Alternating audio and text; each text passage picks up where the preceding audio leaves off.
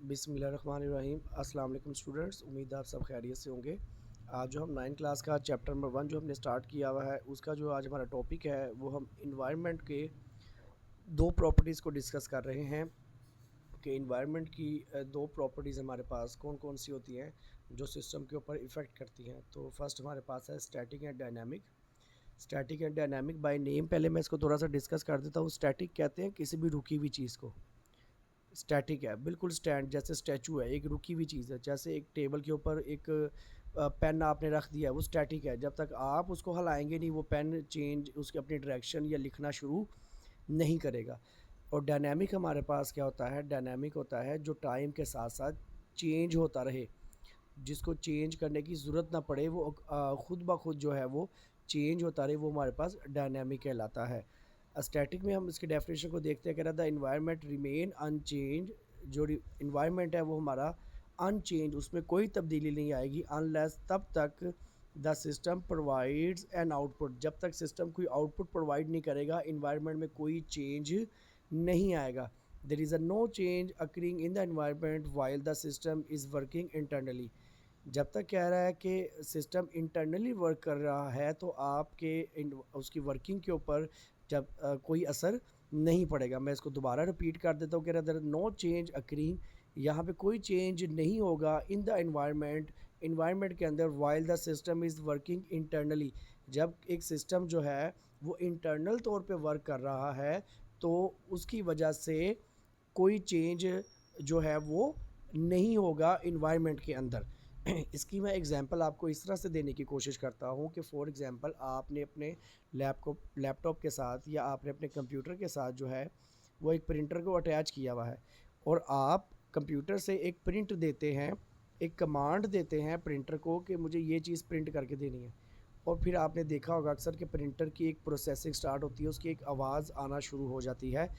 अब जब तक वो इंटरनल तौर पे प्रिंटर प्रोसेस कर रहा है उसका कोई रिज़ल्ट नहीं होगा, कोई वो इन्वायरमेंट के ऊपर चेंज नहीं लेके आएगा।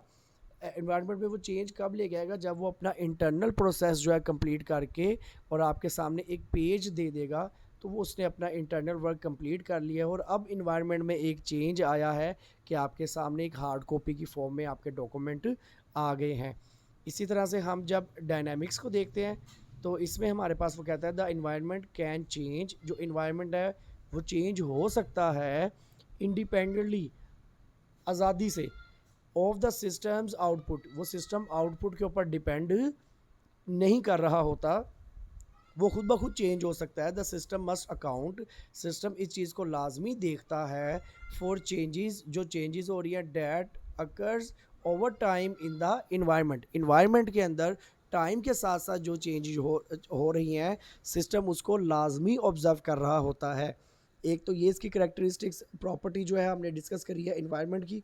दूसरी हमारे पास है डिटर्मिनिस्टिक एंड नॉन डिटर्मिनिस्टिक, ये इसको भी हम साथ ही डिस्कस कर लेते हैं। कह रहा है डिटर्मिनिस्टिक हमारे पास क्या होता है, आ डिटर्मिनिस्टिक सिस्टम एक ऐसा सिस्टम इस कैटेगराइज्ड जो बनाया गया है bye it's fully known and certain impact of its output on the environment, के जिसका असर इन्वायरमेंट के ऊपर होगा।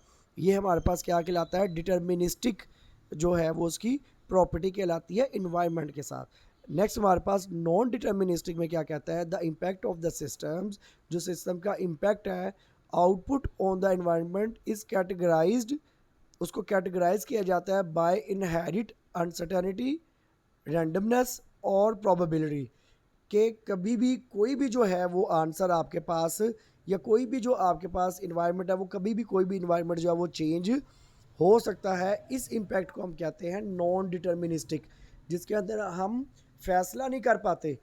डिटर्मिनिस्टिक में फ़ैसला किया जाता है, फुली आपको पता होता है आपने उसको किस तरह से लेके चलना है।